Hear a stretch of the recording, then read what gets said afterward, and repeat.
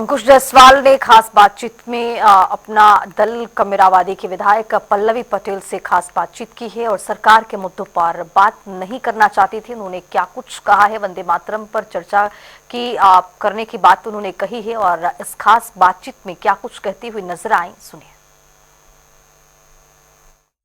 शीतकालीन सत्र का आज पहला दिन था और हमारे साथ बात करने के लिए विधायक पल्लवी पटेल जी हैं। मैम, आज शीतकालीन सत्र का पहला दिन था। विपक्ष और जो कोडिन कफ सिरप का मामला आज काफ़ी गर्म रहा है। इसको लेकर काफ़ी सियासत हो रही है। अभी मुख्यमंत्री योगी आदित्यनाथ ने भी इसको लेकर के बयान दिया है कि कोई भी दोषी है बचेगा नहीं, निष्पक्ष जाँच होगी।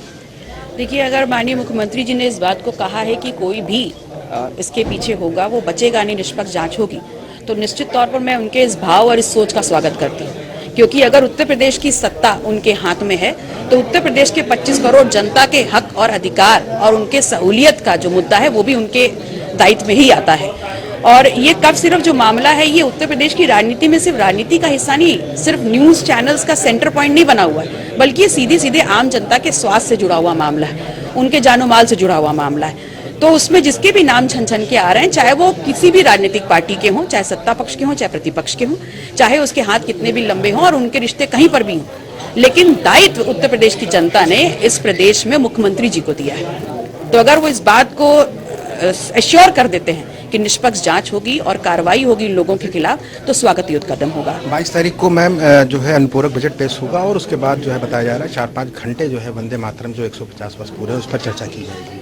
उत्तर प्रदेश की जनसंख्या 25 करोड़ और उत्तर प्रदेश इस देश का सबसे बड़ा राजनीतिक सूबा, 403 विधानसभाओं वाला, और उसमें अनुपूरक बजट की मांग, चलिए ठीक है, हर सरकार करती है, उसमें कोई ऑब्जेक्शन नहीं है हमारा, लेकिन पहले इस बात का भी चरितार्थ वहां होना चाहिए, प्रेजेंटेशन होना चाहिए कि जो पहले बजट लिया था उसका कितना प्रतिशत इस्तेमाल कर लिया, और अगर इस्तेमाल हो गया है, अनुपूरक बजट कर रहे हैं, तो यहाँ पर बात होनी चाहिए कि किस किस विभाग में वो पैसा अभी भी रखा हुआ और उसका इस्तेमाल क्यों नहीं कर पाई सरकार, जबकि सरकार अपने आप को सबसे बड़ी और सबसे ज्यादा अच्छी सरकार बताती है।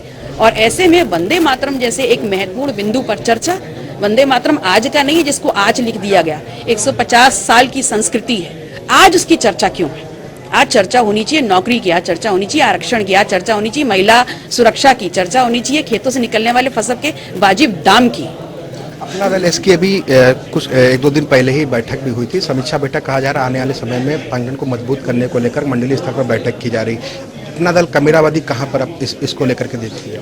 देखिए, अपना दल कमेरावादी हमेशा से ही जमीन पर उतर करके जो मुख्य मुद्दे हैं, जैसे कि न्याय और लॉ एंड ऑर्डर कहाँ खड़ा है, उस पर आवाज उठाता रहा है। हम इस बात पर बात उठाते रहे हैं कि क्यों इस सरकार ने सोचा मजबूत करने को लेकर के क्या कुछ आगे की रणनीति? जी, निश्चित तौर पर संगठन को मजबूत करने, क्योंकि जिला पंचायत आगे है, उसके बाद विधानसभा चुनाव है, तो ऐसे में ग्राउंड लेवल पे जाकर के समीक्षा करके बूथ लेवल तक अपने लोगों को खड़ा करने का काम कर रहे हैं। बात करने तो ये थी विधायक पल्लवी पटेल जिन्होंने बताया कि अपना दल कमेरावादी भी संगठन को मजबूत करने के लिए, आम लोगों की जो समस्याएं हैं उनके लिए आवाज बनने के लिए आगे भी मजबूती से उतरेगी और संगठन को मजबूत आगे आने वाले पंचायत चुनाव और 2027 का विधानसभा जो चुनाव है उसको लेकर के जो है तैयारियां चल रही हैं। कैमरा पर्सन हमजा साथ में अंकुश जायसवाल, जनता टीवी, लखनऊ।